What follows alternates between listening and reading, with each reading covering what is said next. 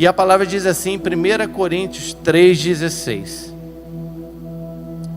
É uma palavra bem curta, a gente tem um pequeno tempo aí, não temos muito. Mas diz assim: não sabeis vós que sois o templo de Deus e que o Espírito de Deus habita em vós? Olha que coisa interessante. O apóstolo Paulo, nessa carta aos Coríntios, ele nos compara ao templo de Salomão. Ele diz que toda vez que nós participamos desse novo nascimento, né, que aqui já é uma carta à igreja, Coríntios, né, a primeira Coríntios é uma carta que foi escrita para nós, para a igreja do Senhor. Nós já somos separados, nós já aceitamos a Cristo como Filho de Deus. E a partir desse momento, ele nos compara a esse templo de Salomão, que era dividido, para quem não sabe, em 3 partes. O templo de Salomão tinha o átrio externo, tinha o santo lugar e o santo dos santos. E é exatamente como nós somos. O nosso corpo é como esse átrio externo do templo. O lugar santo ou santo lugar é a nossa alma. E o santo dos santos é onde habita o Senhor em nós, que é o nosso espírito, que foi soprado por Ele no dia que Ele nos criou. Mas a palavra que disse ali em hebraico, que está lá em Gênesis, ela diz que foi o sopro de vida. A palavra que Moisés utilizou foi Shai. E Shai é interessante, ela dá 2 sentidos a essa palavra. É como se no momento do sopro do Senhor, do Espírito, é como se automaticamente nós recebêssemos 2 vidas. A primeira é a vida da alma e a segunda a vida do Espírito. O mundo vai dizer aí, a ciência, que nós só temos o lado externo e o lado interno. Mas nada que não tenha uma conotação divina, um entendimento divino, não tem validade para nós. Todo o nosso pensamento é diferente. Tudo que é feito aqui na igreja é totalmente o contrário do que o mundo diz. É por isso que nós recebemos o Espírito do Senhor em nós, e Ele habita em nós. Mas esse ainda não é o Espírito Santo. Esse é o Espírito de vida, é o fôlego de vida. Todo ser humano recebe ele. Mas nós temos uma vida, como eu disse, o Shai, né? Uma vida da alma que confunde a nossa mente, confunde o nosso entendimento com a alma e o espírito sendo a mesma coisa. Mas a Bíblia diz que ela é totalmente diferente. E a gente vai falar um pouquinho mais sobre isso. O nosso corpo, todos nós sabemos que Deus, né? Ele é um Deus trino. Ele é um Deus que é Pai, que Ele é Espírito e que Ele é o Filho, né? É o Deus Pai, Deus Filho e Deus Espírito Santo. Da mesma forma, o nosso corpo é formado, né? Segundo a anatomia, nós temos cabeça, tronco e membros. Também somos divididos em 3 no nosso corpo. Em Romanos 8,13, nós vemos aqui o governo dos sentidos. Se a mídia puder ajudar, seria bom. Romanos 8,13.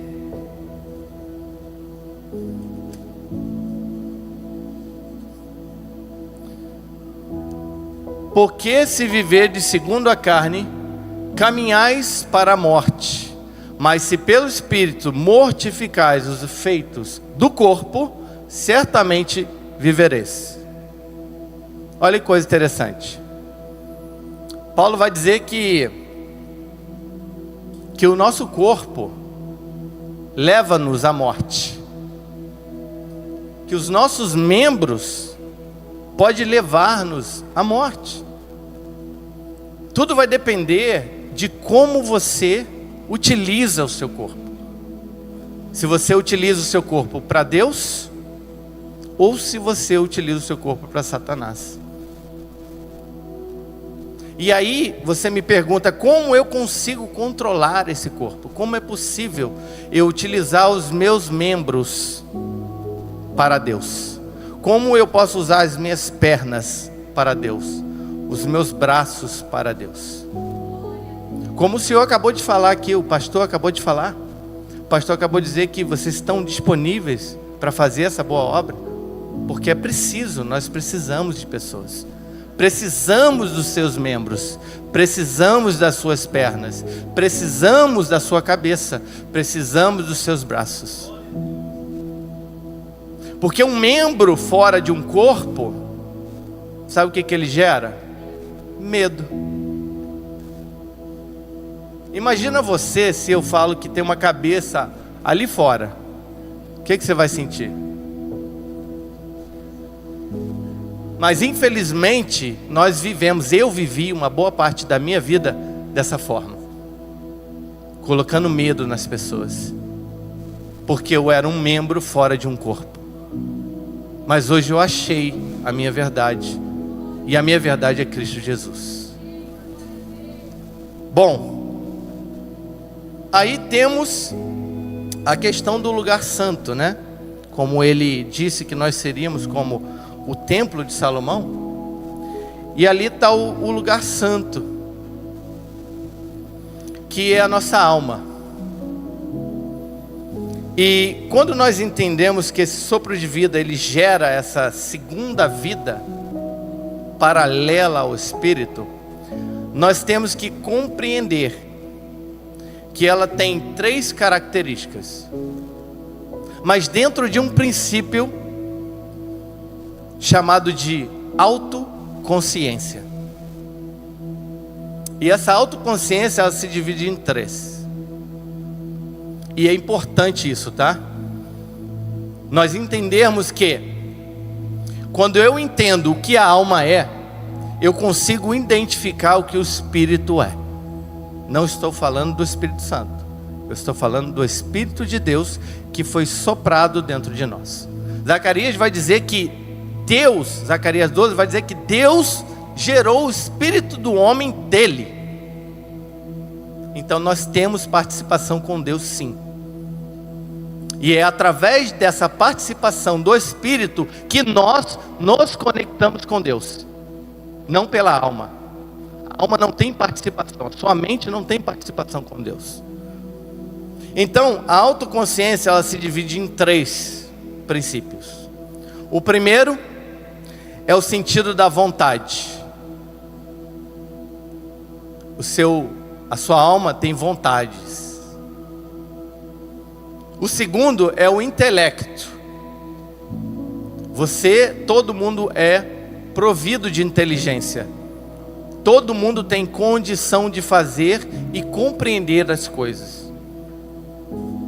E o terceiro ponto da alma são as emoções. E infelizmente, essa área é a área que tem tomado conta de todo o nosso ser. As emoções, hoje nesse mundo de tecnologia, tem sido totalmente ferida pelo mundo. Então essa autoconsciência, ela faz com que você entenda e que você comece a desenvolver a sua personalidade. Esses 3 fatos, eles são mandatórios na sua vida. Esses 3 pontos, a sua vontade, o seu intelecto e as suas emoções, é o que te domina.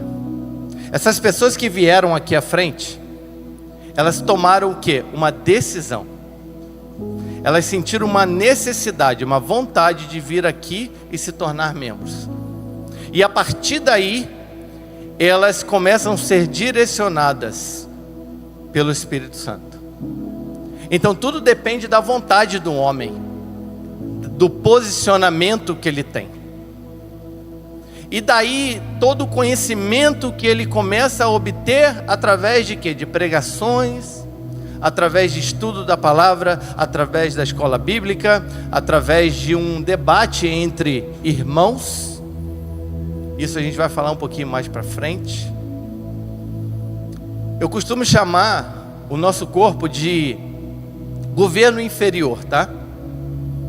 Por que inferior? Porque ele toca em tudo, em todas as coisas, é o que vê, é o que sente, né? O nosso corpo, ele é sensível. E esse governo, eu chamo de governo intermediário. É ele que vai tomar as decisões, se você segue a Deus ou se você segue a Satanás.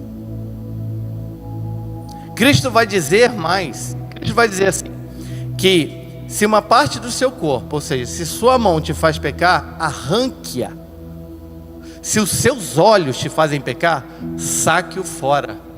Porque é melhor, palavras de Jesus, é melhor perder um órgão, um membro, do que todo o corpo queimar no inferno. Então nós temos que compreender e ter o domínio sobre a alma através do Espírito. Mas aí você me pergunta, mas não é a mesma coisa? Eu sei que tem muita gente aí com uma dúvida aí, que é o que o mundo nos ensina. Mas olha só as características do Espírito. Ela também é trina, ela também é dividida em três. A primeira dela é a consciência. O que seria então a consciência? A consciência, ela é responsável pelo discernimento. E o que seria o discernimento? O discernimento, ele é apenas a decisão de tomar o caminho certo ou errado. A decisão certa ou a errada. E aí, quando nós compreendemos que o acúmulo de conhecimento, principalmente da palavra de Deus, nos traz um discernimento mais aguçado.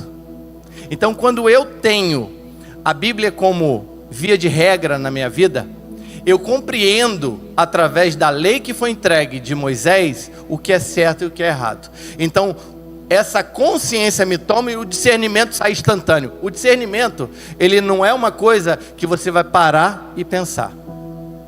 Pensar se eu tomo isso. Não, o discernimento, ele é automático. Você sabe o que é errado, você sabe o que é pecado, você sabe o que está certo, você sabe, não precisa o pastor falar, você tem a consciência, você sabe quando você erra, você sabe quando você toma o caminho errado. E esse discernimento é quase que um julgamento que nós fazemos sobre todas as coisas. Aí você pode me falar, mas isso não é religiosidade demais? Não. Não é. Eu tenho que saber que aquele caminho vai me levar para o pecado. Eu sei que dependendo do meio aonde eu estou introduzido, isso vai me desviar dos caminhos do Senhor. Eu sei que é doloroso quando você aceita Jesus, porque muitas amizades vão ser retiradas, e isso dói. Muitas pessoas vão te caluniar, sim. Muitas pessoas vão dizer que você está doido, sim. Mas vale mais perder essas coisas do que o seu corpo no inferno. A segunda característica do Espírito é uma coisa chamada intuição. Ele é o lado sensitivo do espírito humano, tá? Não estamos falando ainda do Espírito Santo. Estamos falando do nosso espírito natural, que foi como sopro de Deus em nós. Esse espírito, ele tem um sentimento de intuição. Ele é totalmente independente de qualquer influência externa. Como que Deus se comunica comigo? Através do intuitivo, através da intuição. Só que para nós ouvirmos essa intuição, nós temos que estar entronados com Deus. Adão, antes da queda, ele não sabia de nada disso, e nem interessava a ele saber, porque ele tinha uma unidade. O corpo, a alma e o espírito era unido ao Espírito Santo. Então ele era um. E quando eu aceito esse novo nascimento a partir das águas, quando eu aceito o ensinamento de Jesus, eu tenho que aceitar esse novo homem, esse espírito ressurreto. O que seria isso? Eu morro naquela cruz e eu ressuscito com Jesus no terceiro dia. O velho homem já não participa mais, porque as minhas decisões vão afetar direto e diretamente esse novo indivíduo que nasce. E aí, quando eu compreendo que em Cristo Ele une essas três partes e une com o seu Santo Espírito, eu estou num espírito ressurreto para o céu. Quem aqui tem um espírito ressurreto? Quem aqui gostaria de ir morar com Deus? Quem aqui gostaria de ser lembrado naquele dia? Então nós temos que compreender que Deus se comunica através da intuição. É por isso que as emoções, elas confundem a intuição. Porque eu estou numa depressão tão grande, numa ansiedade tão grande, que eu não consigo ter mais essa intuição. É por isso que a oração, o jejum, inclusive eu estou de jejum até agora, nos faz se aproximar do Espírito Santo. Porque eu quebro as minhas preocupações. Eu não estou preocupado. Eu não estou me ocupando sem necessidade. Sabe aquele problema lá que vai começar na segunda-feira, amanhã? Ele vai estar lá. E você está aqui. Aí você está preocupado com ele, mas estando aqui. Num lugar onde emana a cura. Num lugar onde Jesus te trouxe para te ensinar a não se preocupar. Porque Jesus diz que quando nós entregamos o nosso ser a Ele, as demais coisas vos serão acrescentadas. Sabe aquela batida do carro? Sabe aquele enfermo? Aquele filho que está doente em casa, ou um marido? Não se preocupe, Deus está cuidando. Basta você entender que você veio no local de cura. Então, quando nós entendemos que a intuição, ela não participa com as nossas emoções, e quando nós entendemos que essa intuição aguça o nosso relacionamento, quanto mais eu me relaciono com Deus, mais essa intuição aumenta. E aí você tem que compreender que a sua alma, ela tem que ser subjugada a esse espírito. Porque quanto mais nós subjugamos o intermédio, que é a nossa alma, que é a sua personalidade, que é a sua crença, tudo aquilo que você adquiriu de conhecimento até hoje, você entrega a Deus esse relacionamento, essa intuição, ela vai aumentando. E Deus começa a se comunicar cada vez mais forte, cada vez mais intenso. E é exatamente isso tem que ser a nossa fome, de querer crescer, de querer mais dessa presença. E aí temos o terceiro e último, não menos importante, que é a comunhão. É só através desses passos que eu atinjo esse último. Porque é através da minha comunhão com Deus e com os irmãos, com o meu corpo. Veja bem, nós somos chamados de membros dessa igreja, né? Quem aqui recebeu a membresia hoje aqui? Tem uma carteirinha aí de membro. Então, vocês se tornaram membro de quê? De um corpo que vai ser cuidado por esse Espírito. Através do quê? Através da comunhão. A nossa comunhão com Deus é a nossa adoração, que é entregue a Ele.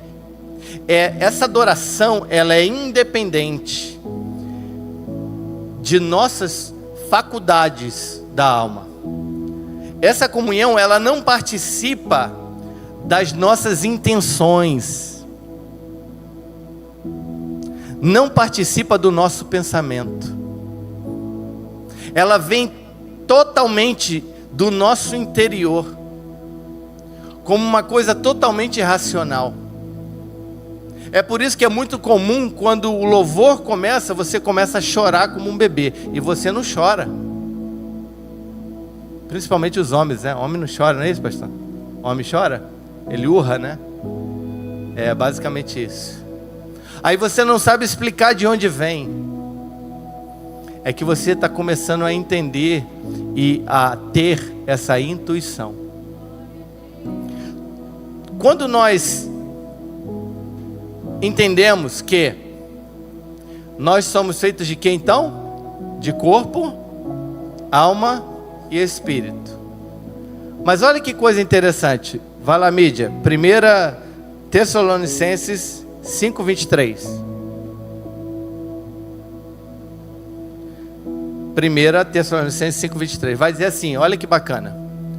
O mesmo Deus da paz vos santifique em tudo. E o vosso, qual vem primeiro? O vosso espírito, qual vem em segundo? A alma, e qual é o último? Sejam conservados íntegros, irrepreensíveis, na vinda do Senhor Jesus Cristo. Olha que coisa interessante. Aqui está dizendo que a alma vem na frente de tudo. Vem na frente, o espírito vem na frente da alma e do corpo. Então ali diz que nós somos espírito. Nós somos seres espirituais. Só que muitas das vezes nós colocamos os nossos membros a serviço de Satanás, pecando. Através de quê? De desejos, de vontades. Através de momentos de tristeza, onde as nossas emoções estão abaladas, é onde a gente comete os maiores erros de nossas vidas. É por isso que Paulo, ele grifa a alma, o espírito como o principal. Porque ele é o principal. É ele que se comunica com Deus. É ele que recebe tudo que Deus tem para nos dar. E aí a alma é subjugada como a intermediadora entre o corpo. E aí você vai utilizar o seu corpo para Deus. Irrepreensível. Ou seja, sem nenhum erro. E um outro ponto interessante que ele fala, né, que nós somos como o templo de Salomão. Tem o ato externo, a própria palavra já diz, o átrio externo, já diz que ele está do lado de fora. Ele recebe luz, mas uma luz totalmente natural. Ele tem até uma certa luz. O nosso corpo tem até uma certa luz, mas é uma luz totalmente natural, do sol. E aí a alma, olha que bacana, como tem muita gente que adora a Deus na alma e não entende que adora a Deus na alma. Ele recebe até uma luz também, porque ali dentro ele não recebe somente a luz, ele recebe vários artefatos, porque naquele lugar ficavam os sacerdotes. Os sacerdotes ali, eles preparavam tudo para o sacrifício, e ali tinha o candelabro de 7 pontas, que tinham 7 velas acesas, e recebe luz. Não recebe luz? Recebe. Talvez muita gente está adorando a Deus nessa alma aí e não sabe. Talvez tem muita gente adorando a Deus nas emoções e não sabe, porque não sabe diferenciar o espírito do homem, tá? Maria disse que o espírito dela se alegrava. Ela afirma que ela tem um espírito que se alegra em Deus, meu Salvador. Então nós temos sim um espírito, e quando nós nos prostramos a esse Deus, Deus nos dá a direção que nós precisamos, mas para isso devemos subjugar a nossa personalidade, o nosso ser ao Senhor.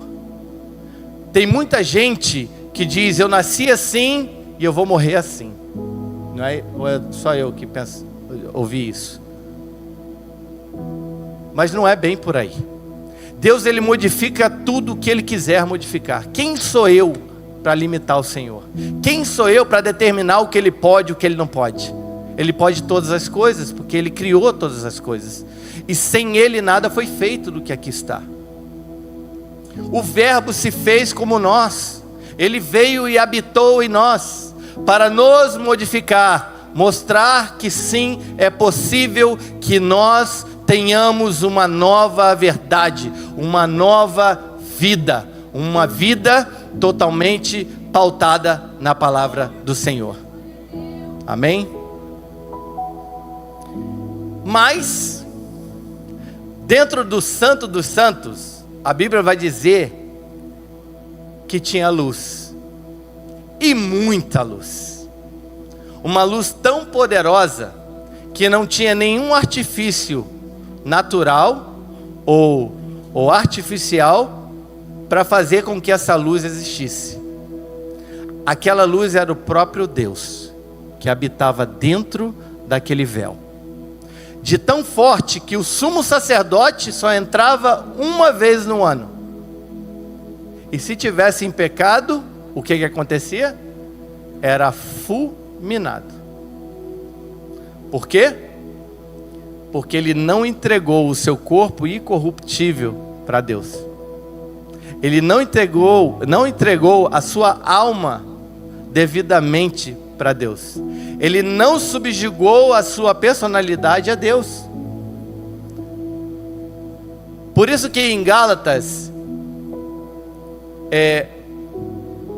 o apóstolo vai dizer que existe muita coisa que nós já fazemos, mas tem muitas outras que ainda temos que aprender. Antes dele entregar as características do Espírito Santo, ele nos fala das características dessa carne, desse corpo, o que nos leva a pecar. Está tudo escrito ali. Em Gálatas 5,16, você começa a ler, você vai ver que tem como você saber aonde você erra.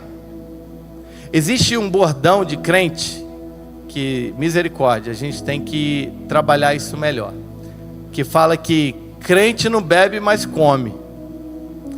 Você sabia que a glutonaria, ela é um pecado tanto como a bebedeira? Sabia que o exagero de comida pode te matar? Você sabia que tem tantas pessoas que estão morrendo com excesso de comida no corpo? Açúcar, diabetes, hipertensão, é tudo excesso de comida. Por que o apóstolo coloca como um pecado? Porque é. Todo exagero é pecado. Porque não está dentro de um equilíbrio entre corpo, alma e espírito. É natural quando você come demais, você começa a passar mal. É natural. Por quê? Porque você exagerou. Então a Bíblia, ela nos dá até receita de comida. Sabia disso? Quem sabe aqui a receita da comida da Bíblia? Sabia que a Bíblia dá uma receita de comida? De energia infinita. Muitos acreditam que é de energia infinita. Está em Ezequiel 4:9. Ezequiel, ele comeu um pão sovado que ele preparou e que Deus entregou a receita por 390 dias. Ele só se alimentou, se puder ir à mídia, Ezequiel 4:9. Ele comeu isso, olha isso. Ezequiel 4:9. Toma trigo e cevada, favas e lentilhas, aveia e centeio. Mate-os numa vasilha e faze deles pão, segundo o número dos dias que te deitares sobre o teu lado. 390 dias comerás dele. Olha que coisa interessante. Até receita do que é saudável a Bíblia te dá. Então não tem desculpa para nós. O problema é que a alma, quando nós erramos, ela sempre, o seu conhecimento, né? O que você adotou de conhecimento, ele vai tentar de todas as maneiras manipular o seu discernimento. Ele vai tentar sempre dar desculpas pelo erro que foi cometido. Mas isso é uma autossabotagem. Para você cair, não precisa de ninguém. Só precisa de você mesmo. Mas é natural do ser humano se autodefender e apontar o dedo para o próximo. Quem é que faz isso? Será que só sou eu, irmão? Só eu? Acho que é só eu, né? Acho que é só eu que aponto o erro para os outros. Porque é difícil aceitar. Mas a caminhada, nós temos alguém conosco. Essa é a boa notícia. Essa é as boas novas. Que o Espírito Santo de Deus, a partir do momento que você acredita que Jesus é o Filho de Deus, ele passa a habitar em você. E aí ele vai te dando todos os seus pensamentos direcionados para a palavra. Vai te dando a condição de se humilhar e compreender que esse eu, que é liderado pela alma, que é o seu próprio ego, tem que morrer, tem que cair. O ego tem que morrer junto com o velho homem.